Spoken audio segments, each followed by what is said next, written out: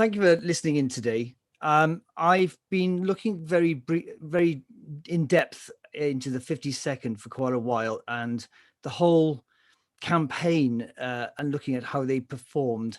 And the reasons for doing it, for a number of reasons, because clearly there's always been controversy about who defeated the Imperial Guard, etc., at Waterloo and how that happened.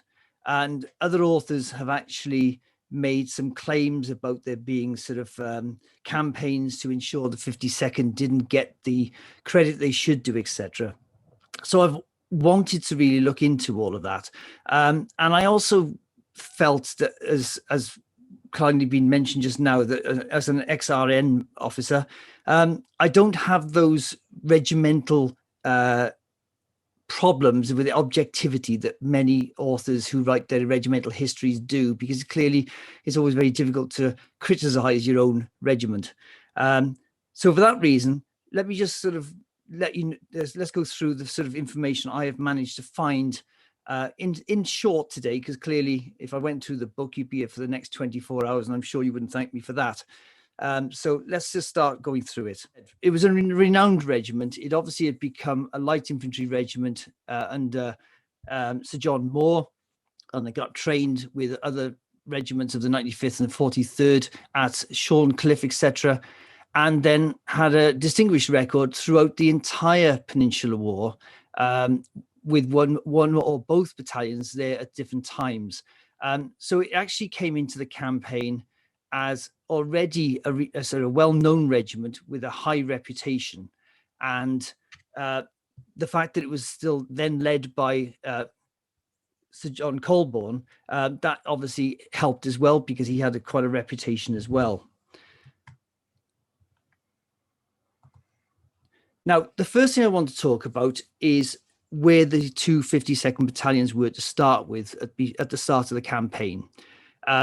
The 2nd Battalion was already in Belgium. It had been there since the end of 1813, had been involved in the Bergen-op-Zoom sort of campaign of 1814, and had stayed in the Belgium area and was sat at Ypres with about 300 men. That's all it was in the battalion, so a very, very weak battalion.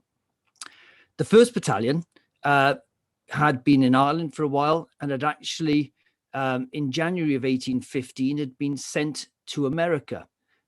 It had actually boarded the ships, gone out to sea into the Atlantic, and luck would have it, twice it got driven back to Ireland because of terrible weather. And on the second time it arrived back in Cork, it arrived to discover that Napoleon had returned from Elba, that Europe was at war again, effectively, and they were urgently sent to Belgium to join the 2nd Battalion. Now, when the two battalions finally meet in April, the orders were for the very weak 2nd Battalion to send over across to the 1st Battalion, exchange any fit men they had, basically, to bolster the actual regiment as much as possible. And then that the few they had left then would return to the UK.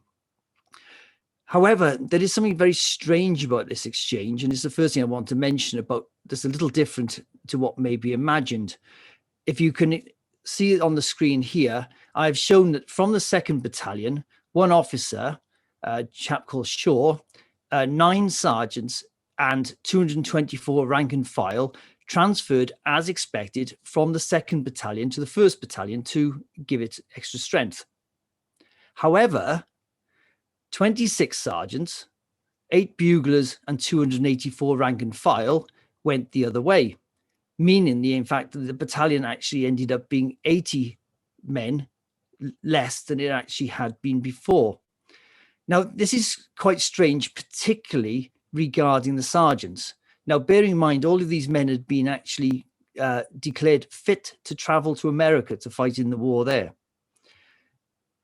There is some hint that many sergeants particularly, and well, any of the troops, to be honest, who had spent their last 5 or 6 years fighting in the Peninsular War had had enough of fighting. And there is definitely a theme of people wanting to see their time is finished. They want to leave the army. They've had enough of fighting. And there is some clear evidence that a number of sergeants and men moved into the 2nd Battalion to go home, probably to be allowed to actually leave the army, etc. And there is some evidence to prove that is part of the reason for it. Now, this means that the 1st Battalion ends up a bit weaker than when it arrived. However, it luckily gets about another 200 men or so from militia regiments who transfer over. So reasonably well trained, but certainly not up to the standards of what the 52nd would expect. This means that it went into the field with just over about 1,000 men. But what you have to bear in mind is, because of the number of men that had been discharged after the war had finished in 1814, the number of people that transferred out of the regiment, out of the battalion, sorry, into the 2nd Battalion and gone back home, and all of these new troops had come from the militia, you can say that far less than 50% of the actual soldiers who actually fought at Waterloo had actually seen much action before. So for the 52nd, it was very much a different regiment to the actual regiment that had fought in the Peninsula in many ways. Now, this is actually a part of a report from General Henry Clinton, which, as you can see, was on the 14th of April, which was just after the amalgamation of the 2 battalions. And this is about the 1st Battalion. And if I'm honest, General Clinton was not the easiest man to get on with. He was, at the time, inspecting officer of the Belgian army, and he was always critical of lots of things. So you have to take it with a little bit of a pinch of salt. But I think this comment probably hurt the regiment quite a lot, saying that it was now, altogether, this regiment is now lately the pattern of the English army, has now more the appearance of the remains of a good system than the present possession of one. Basically, he felt that it had actually fallen from its high levels of what he'd expect. And it's probably true, but he's not taking into account all the things that have happened with men coming from the 2nd Battalion, the militia, etc. But we'll see if that remains later.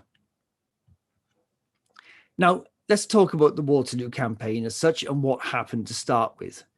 We start with the whole of the 2nd Division, that's Clinton's division, in the area around Ath, out here. Now, Brussels is here.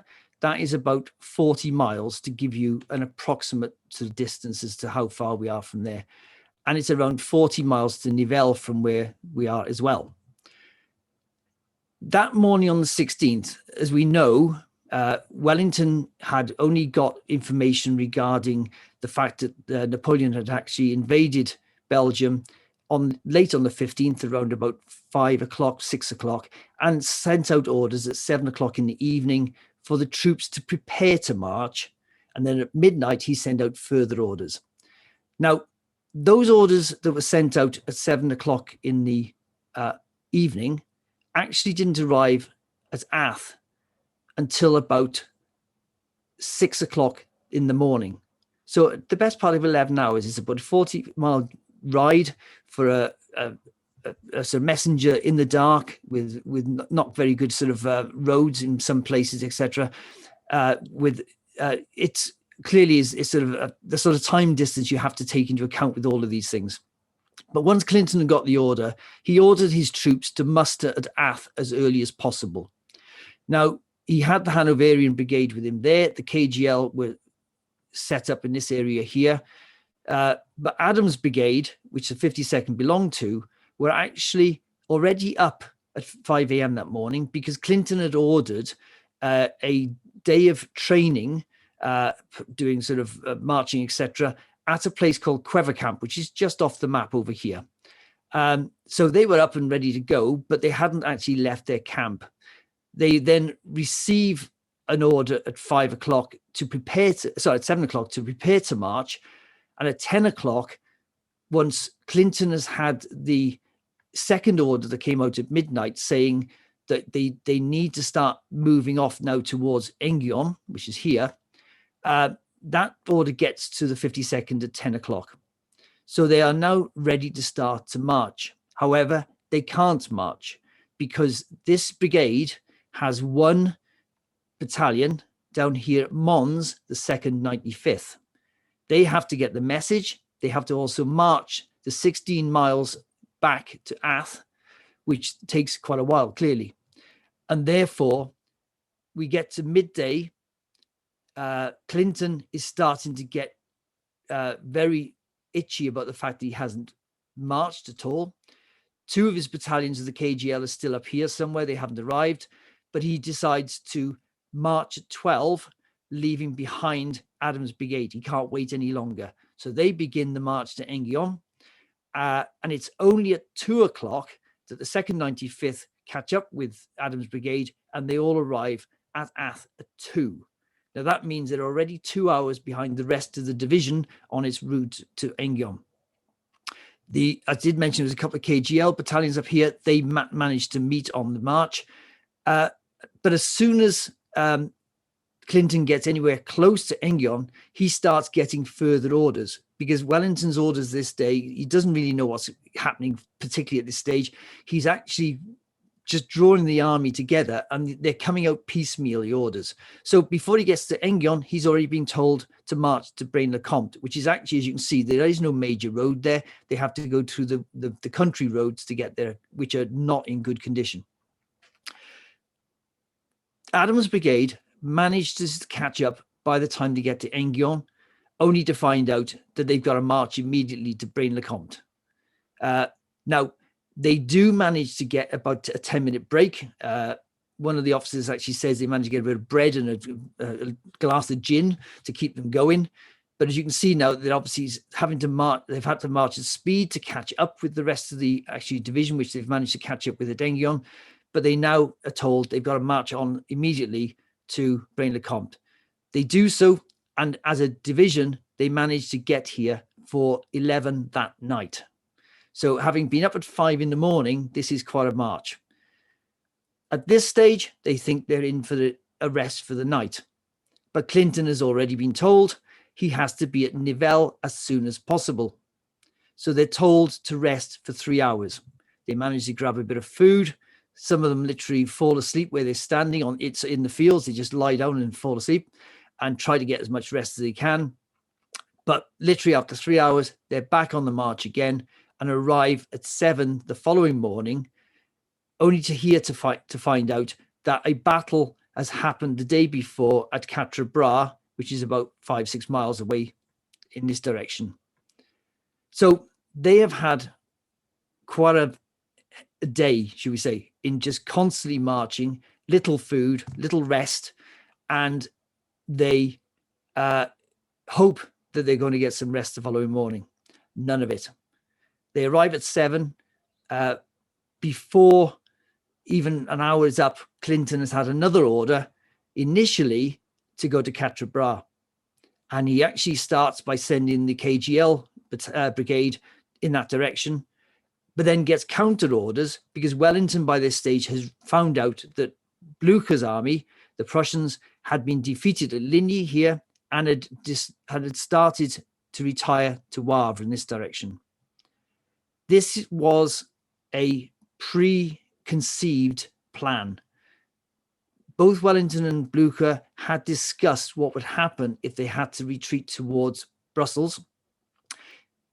Wellington, once he knew that he was going back to Wavre, actually fell back or ordered his troops to fall back to the position near Mont Saint-Jean, where the two main roads join, a few miles south of what we now know as Waterloo, which gives us the name of the Battle of Waterloo. But the whole point was that they knew they could actually work together from this position again. It was already pre-organized. So Clinton's division stays here for a short while. They are required to move, like the rest of the army, to Mont Saint-Jean. But when they arrive at Nivelles, not only do they find some food for themselves, which they're grateful of, they also find the Dutch field hospital for all of the wounded from the Battle of Quatre Bras. They've been brought here. Secondly, they actually find literally hundreds of the commissary carts, which were obviously trying to sort of form up and bring all the stores forward, etc., also at Nivelles.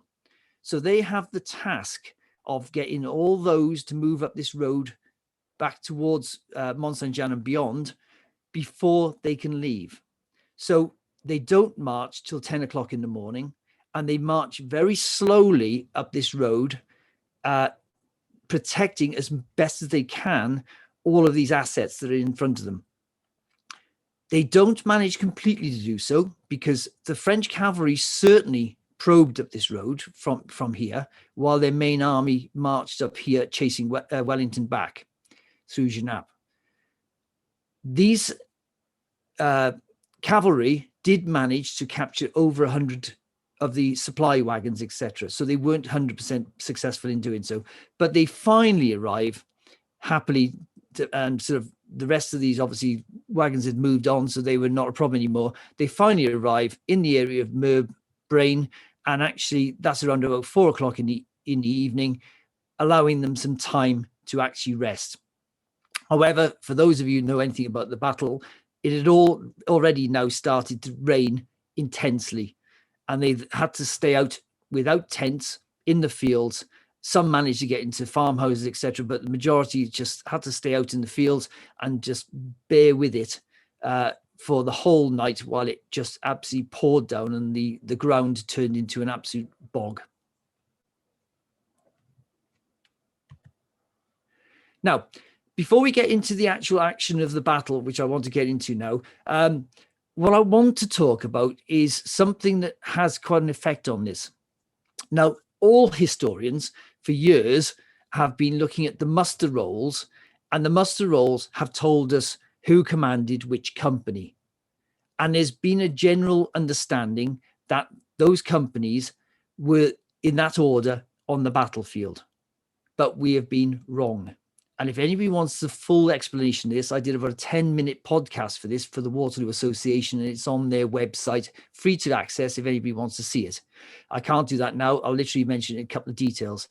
But basically, the muster rolls, which everyone has used, gives them largely in seniority order.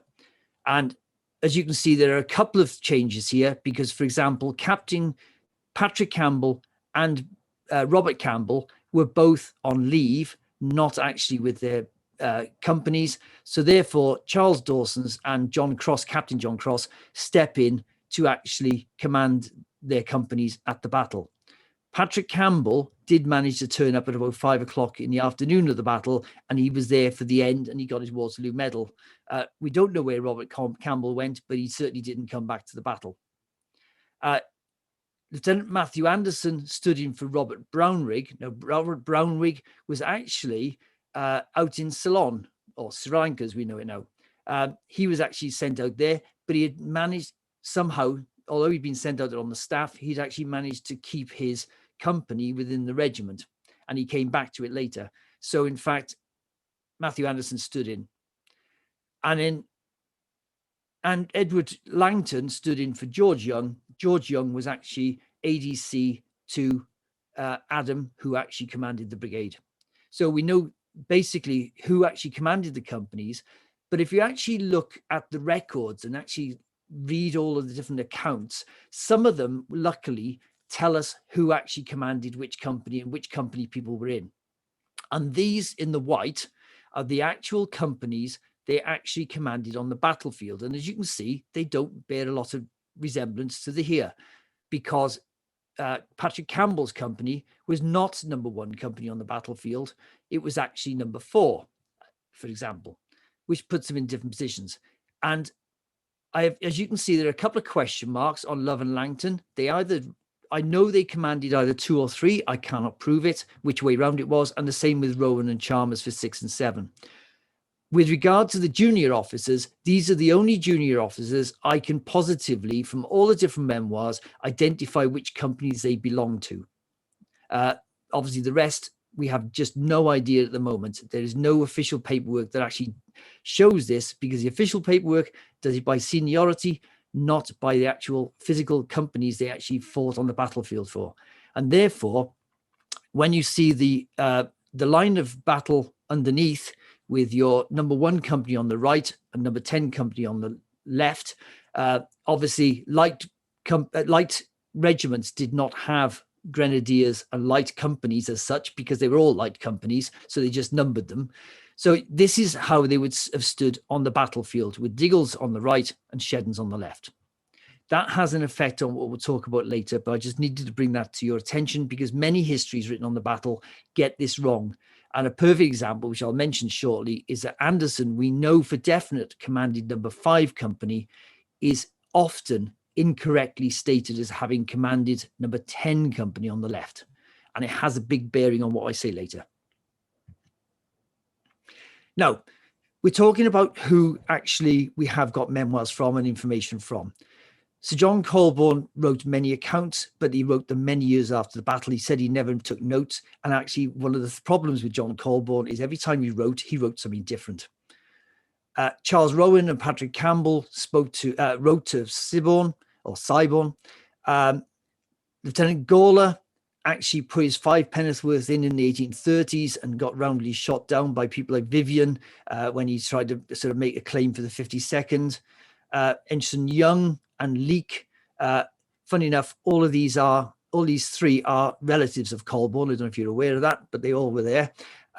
Young sort of recorded some information later on about Colborne, and Leake wrote his history of the battle. You have to treat Leake with a little bit of caution, however. He writes with great vivacity and sort of absolute certain of his facts, but he wrote 40 years after the battle in 1860, and he'd only been in the army 5 weeks at the battle. He says because he was actually carrying a colour that he had time to stand and look around and what was going on because he didn't have much to do. I think he, as the regiment was constantly manoeuvring, he was being prodded in different directions by the colour sergeant more, and I'm not sure he had as much time and understanding of what went on in the battle as he claimed later. But clearly, he had many family members to talk to in the intervening 40 years to form his opinions. So you have to cover him with a little bit of doubt. Henry Clinton, Frederick Adam, both obviously commanding the brigades and the division, actually left quite a lot of information as well. But we're lucky that some new ones have been discovered. I've brought them out and I've now published them. Captain William Rowan's has been found in the Oxford Museum of the Soldier. John Hart's letters are in the National Army Museum, but actually the most important of all is Lieutenant Charles Holman's, which, believe it or not, was actually on display, permanent display in the Winchester Museum. And because it was on permanent display, I can find no evidence that anybody has ever studied it previously in the last 200 years. And yet it is the only account that was written at the time of the battle, not 20 and 30 and 40 years later. And that is quite important to me because I can trust that quite a lot more because he's not doing it with hindsight and he's not doing it trying to get involved like Leake did with regard to who won, who beat the Guard, etc. Now, I will come back to this later on properly, but this is from Leake's book, and I want to show you these because Leake's claim is the 52nd on their own.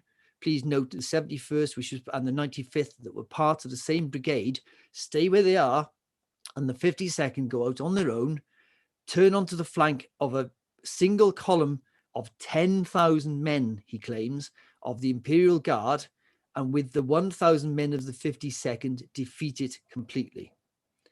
As you can see, it is quite a march out, and to be on its own, where cavalry were out and everything else, it is quite a feat. It's quite a claim, and I would say that there is very little evidence to back up that full claim that he is making, but I will expand on that later.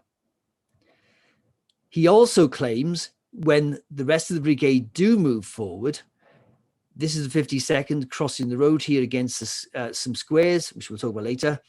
But here in the same brigade is the 71st. Now, this is actually 400 or 500 yards away. So the brigade, according to him, has split and gone off in different directions. Again, the evidence doesn't show this at all, and Leake is wrong, but I need to show you that in more detail going forward. So let's talk about the 52nd, etc., where they were during the battle. For much of the early part of the battle, from 11:30 when it started, right through till about 4:30, Clinton's division remained completely in reserve. This is the left, the British right wing, and this is Clinton's division in reserve, very close to Merb Brain village. Okay, with the 52nd here in square.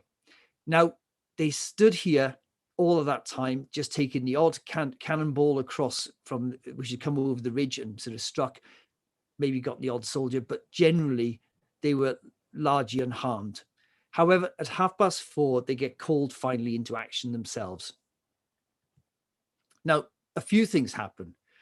They march across from the reserve to the front ridge in squares and come onto the front ridge. Why have they done that? Well, we know the great cavalry attacks have started around about 4 p.m.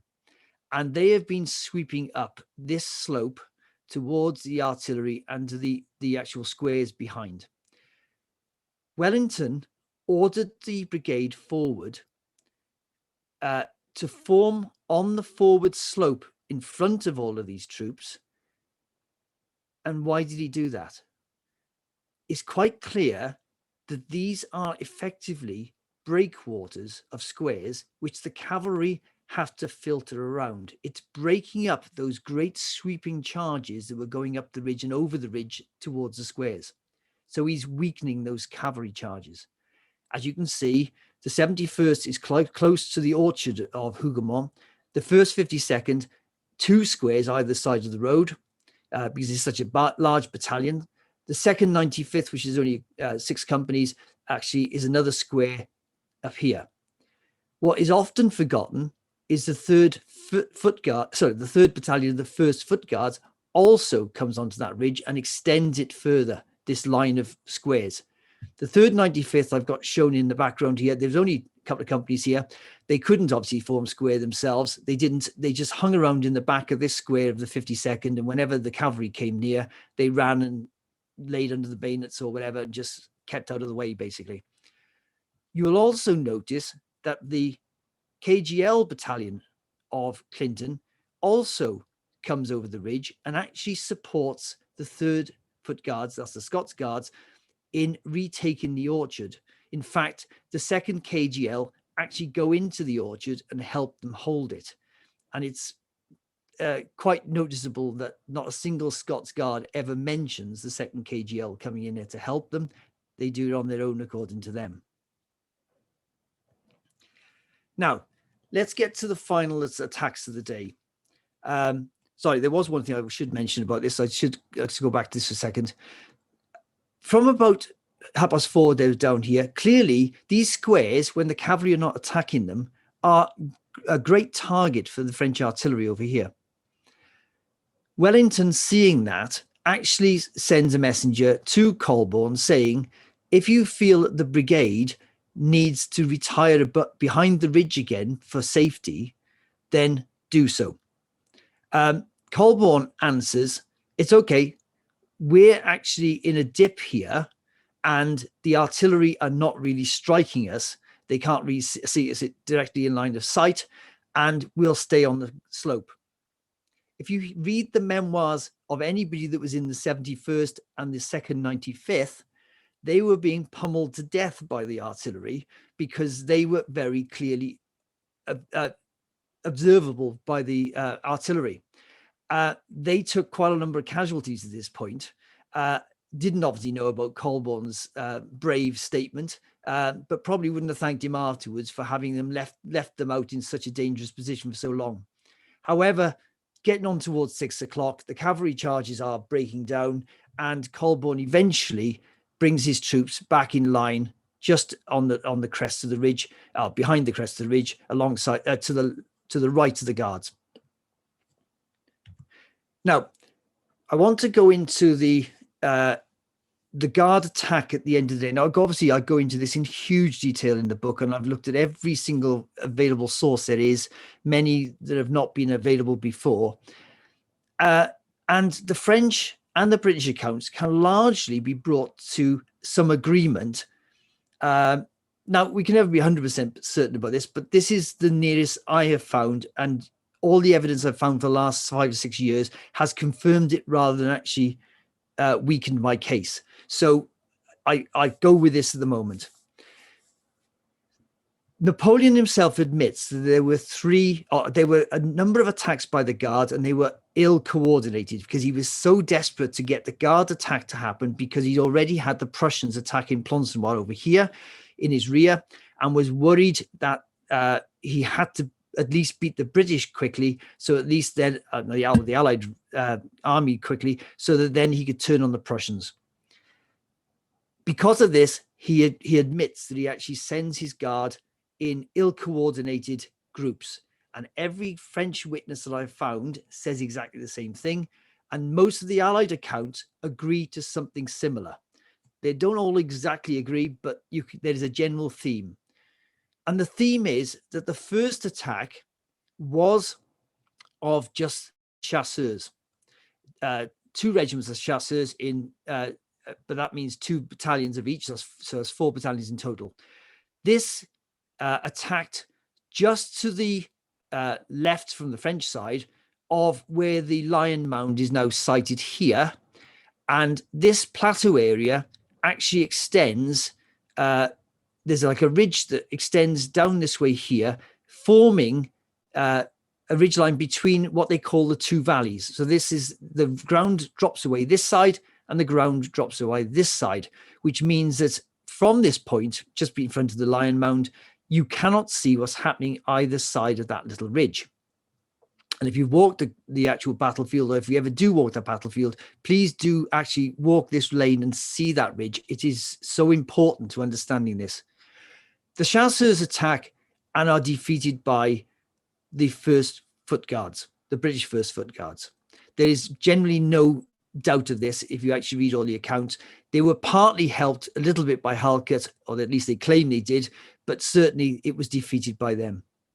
But while that is happening, a second attack of some grenadiers, 2 battalions of grenadiers with a 3rd in reserve, because he came up a bit later, attacked the other side of this ridge line and nearly succeeds. Vink, who has come all the way from over here where Vivian and Vandeleur were, he marched over as well, his troops, toward the end of the day.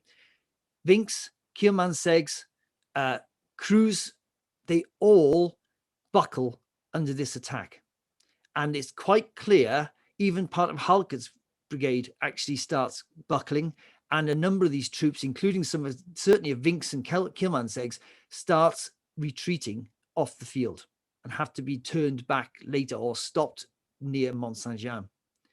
So this attack very nearly succeeds, where the first attack hadn't really succeeded at all.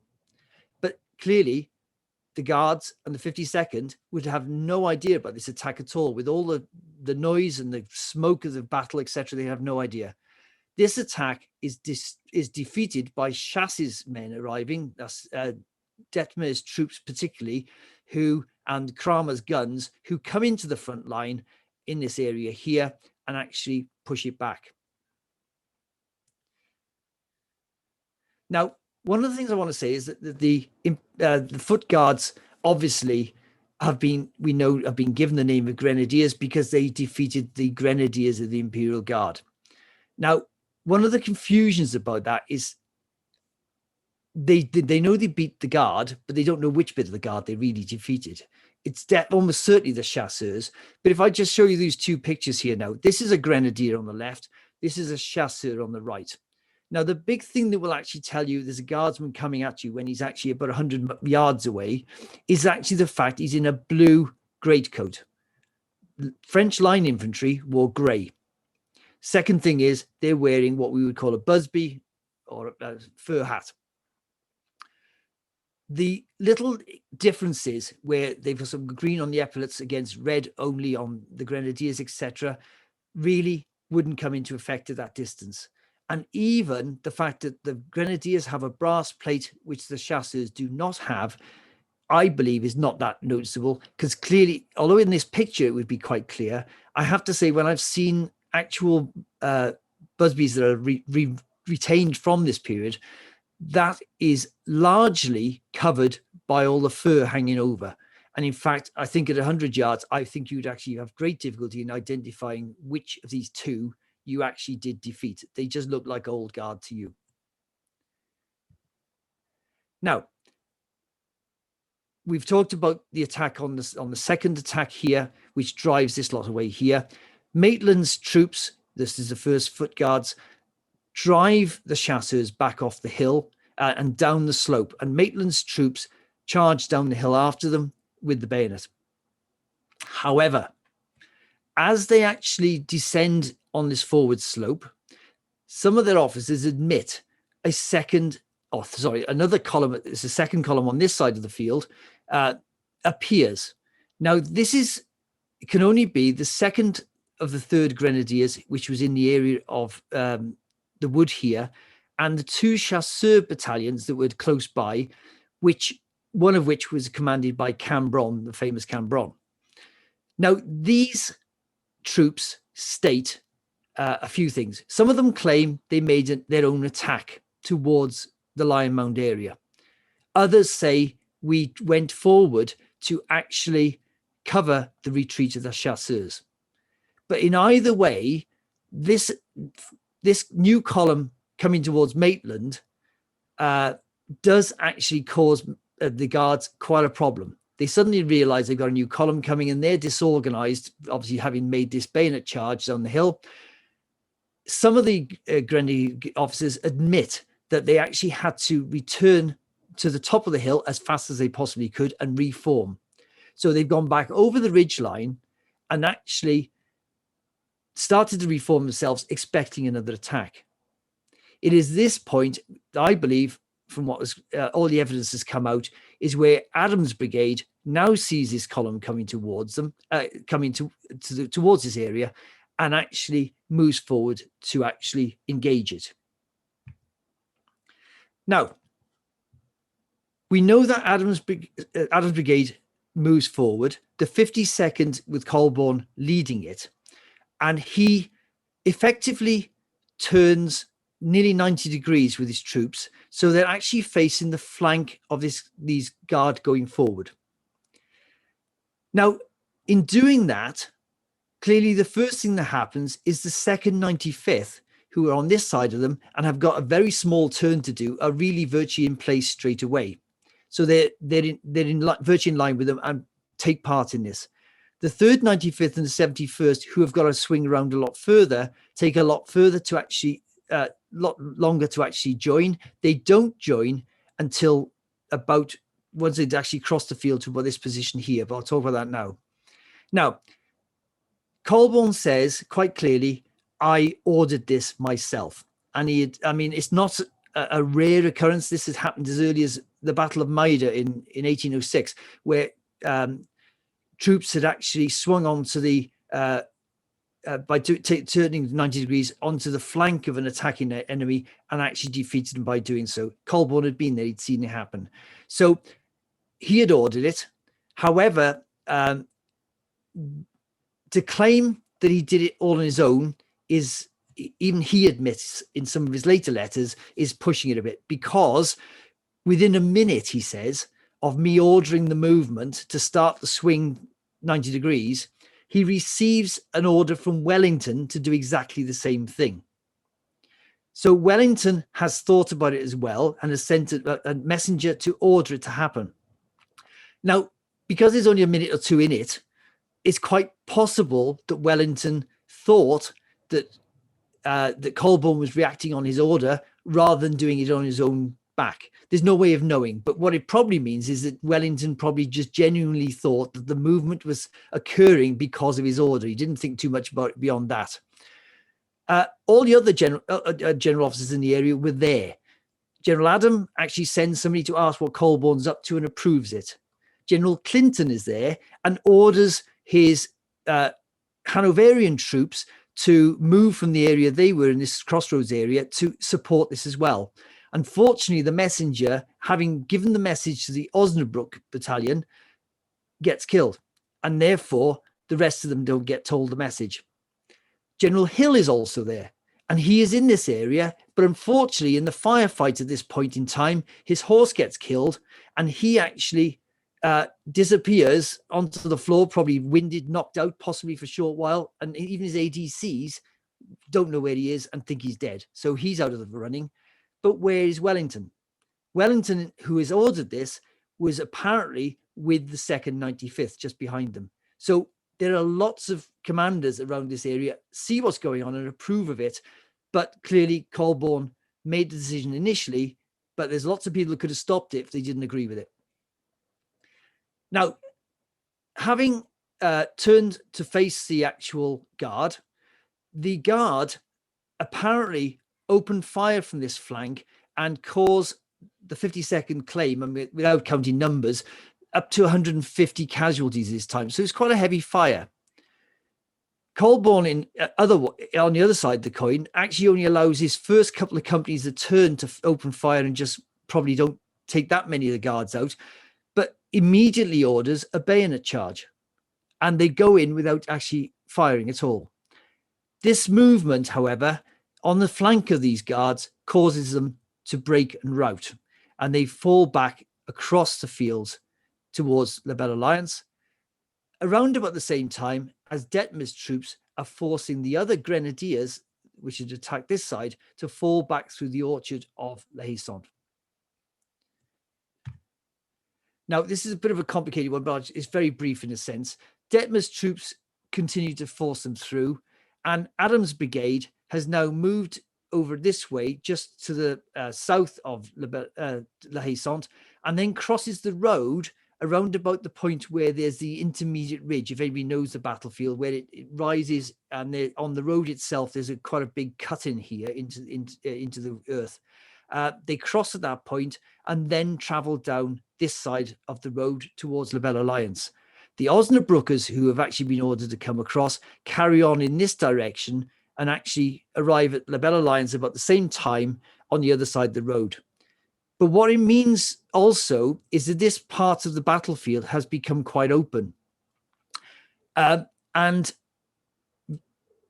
as well as there being a general order for all the other troops to move forward and the guards move into the valley, etc., Vandeleur and Vivian's cavalry that have been brought over this side of the battlefield make the great charges that we know they did across the battlefield to obviously also help in breaking up the last remnants of the French army that were prepared to still put up a fight before the general rout appears. So you can see how all of these elements can fit in, because this brigade and which move across to the other side of the Chaussee before they move south. Now, sorry if this looks a little bit confusing, but let's start from the top. We've got Vivian's and Vandeleur's troops to his right, charging through at the last of the French squares, etc., on this side, and you've got the Halkett's Osnabruckers on this side as well. They've obviously encountered at some stage around here with Cambron, etc., and capture him. You've got Adams' brigade moving down this side, and the first thing is they pass all the abandoned French artillery on the road that's here just in front of La Belle Alliance. As they pass La Belle Alliance, they actually pass this road here. There's a crossroads which still exists, and I want to show you that first of all. Now, this crossroads has an artillery battery in it, and famously they actually managed to capture this artillery battery. This is what has been depicted here. However, I will say there's a bit of artistic license, because that you cannot see the church of Plancenoit in the background, but it makes nice for a picture, doesn't it? That is the same lane today. If you go right up to the top of this field here, it actually joins the main Chaussee, that's the Brussels to Genappe Road, and it crosses over. And in fact, the Wounded Eagle monument is at the top there as well. But this little lane, this side, is actually quite overgrown at the top there. You don't actually realize it's still there, but it does still exist. And I have to thank Robert Pocock for this photograph as well. He took it for me. Now, once they have passed that lane, they actually continue until they get just beyond Rosson Farm, and they stop in this area here, just at the point where the start of the hamlet of La Maison du Roi. Now, They arrive here at around about 9:15, and they are obviously exhausted after this charge across the battlefield. They are obviously quite supported. I mean, Leake tries to make out that they're the only troops to get here. Well, I can promise you, I can find at least 20 of the regiments to say they got this far that night, and they, having followed in the general advance. But they are the first to get there. When they arrive here, they stop. The French have fled the field and they're not ordered to continue any further. So they stop and they start thinking about finding some water, and maybe encamping and getting some food or whatever they possibly can find some. What I do find very interesting is this road that comes into Maison du Roi from Plancenoit, which is over here, is the main road that the Prussians now take to leave Plancenoit, having defeated the French there, and then start the chase of the French army afterwards. They do not, as all these myths say about they go up towards La Belle Alliance, it's absolutely no point in them going from there, from Plancenoit down here. They want to come out on the road down here, and this is the road they come out on. Now, the 52nd see them arrive. Now, for years, I've seen that Leake has said it was half an hour after we arrived here. Now, they arrived here at 9:15. That means it's 9:45 before the Prussians arrive here and continue the chase of the French south. Now, I've always had a little doubt about that, because you have to be careful with Leake for the reasons I've said before. However, he is backed up completely by Charles Holman, who wrote his diary on the day, who says it was a full half hour, around about 9:45, that the Prussians finally arrived at this junction and carried on the pursuit. Now, that has some connotations for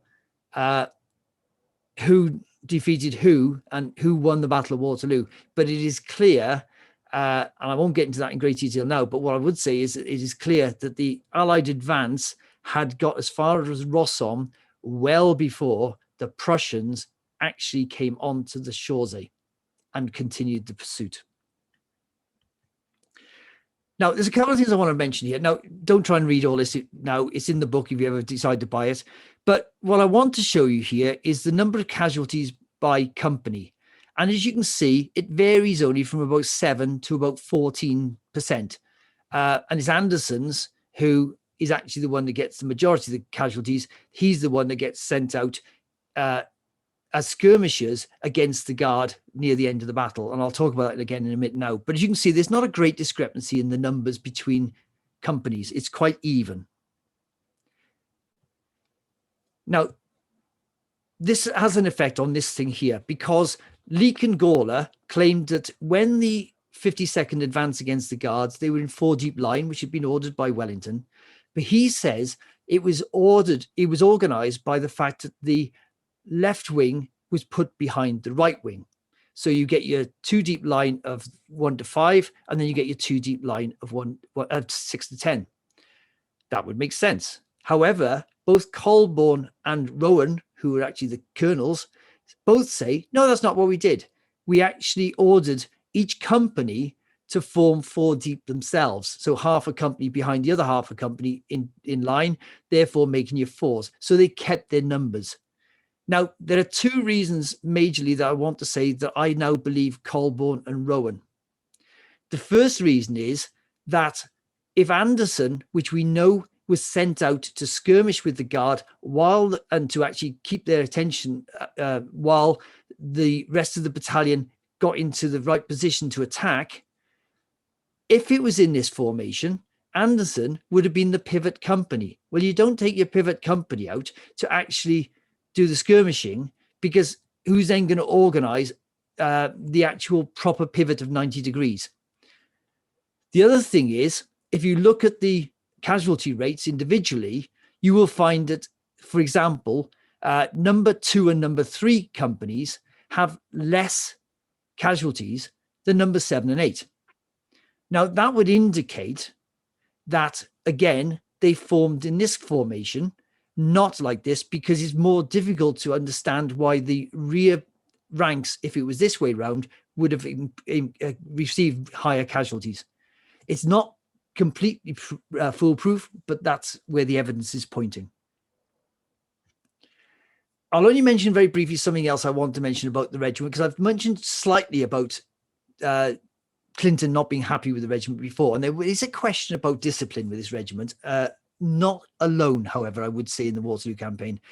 As you can see here, there are 19 people that fell out on the march to Paris afterwards. It's quite a lot of people, actually. And Patrick Campbell's company, with 8 of them, is quite a large percentage of it, not a million miles off half. Now, I haven't mentioned so far, but some men did fall out on the road to Waterloo. Not surprising, perhaps because of the fact that it's such a heavy march to do in that 36 hours. However, I haven't mentioned so far that 2 men got completely drunk and actually stayed at Genappe, one of which did come back in time for the battle, the other one didn't. Another man who was already under arrest for something else actually has managed to escape and missed the battle. And that 4 men, 1 sergeant, 2 corporals, and a private, actually went missing during the battle. And they obviously a bit of a concern for any regiment that happening, although I'm sure it happened in most regiments to some extent. But what I want to mention is because Henry Clinton saw them again in Paris. Now, this is in September, quite a bit later. And he says, basically, the 52nd, you see just the black bit, is that the 52nd is seen to great disadvantage under Sir John Colborne. Now, this is the great Sir John Colborne. He knows nothing of manoeuvring and seems to think himself too high, basically, to gain any information or instruction by means of any superior officer. That means he doesn't listen to him. But clearly, this is a bit of a concern, or possible concern, but it is Clinton, and you have to take that into account. But I then found out that General Adam also did a report on the 52nd a little bit later in October. And as you can see in the black again, the first is the number of court-martials is very worrying because it's 90 since my last report. This is very considerable. It's actually probably the worst I've found so far in any regiment that was in the Waterloo campaign.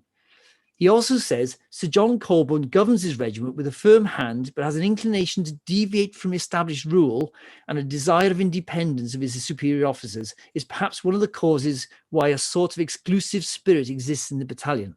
Now, the exclusive spirit is not seen as a good thing. It's actually seen as something which means that the soldiers think them almost too good to actually listen to orders and to obey orders. And in fact, Clinton goes as far as in another report to say, I wouldn't have used the 52nd to attack in a siege, because I don't think they'd have been safe in actually keeping to the orders and doing what they were told. But the biggest thing at the bottom again is Sir John Colborne is not a very expert drill. Now, seeing as he's famous for this 90-degree turn on the battlefield and attacking the guard, these things don't chime well with that. Now, one of the things... Gareth, really sorry just to interrupt you. It's really fascinating talk. We are reaching the 1 o'clock time, so in about 2 to 3 minutes. I'm literally on the last slide. But if anyone does need to go, because I know quite a few of you watch this on your lunch break, this will be able to watch later. But I will let you finish, Gareth. Thank you. I will run through this very quickly. There is comment that Colborne didn't always follow the established rules on giving the sort of the lash to men that failed to do things and deserters, etc. You might wonder what happened to the 4 men who actually missed Waterloo. They had no punishment apart from the sergeant was broken, but the 2 corporals weren't. But he actually refused to give them the Waterloo medal. But other than that, they got no punishment. Because they were meant to have the lash, and he then remitted it later. Now, one of his officers, Shaw, says that when Colborne was in charge of the regiment, there was a big problem with discipline. And when he wasn't in charge of the regiment, it was better. And I wanted to see if there was some truth in that. And actually, obviously, you can look at 1850 and you can see there were actually 124 court-martials. That's a lot of court-martials for one regiment in 1 year. But both of them shared time, and it was also the year everything went on with the battle. So it's one of those things where you can't do anything about it. 1816, you can't do anything. You can't compare in 1817 really, but 1818 is interesting because where I've said, I've looked underneath here. If you look at the January period in 1815, first of all, while Rowan was in charge of the regiment, Colborne was away doing another job, only 2 people actually had a court-martial. Okay, when Colborne was in charge for the rest of the period, which granted is when all the campaigning happened, over 122, but he also remitted 94 of those, which means they didn't get the full punishment.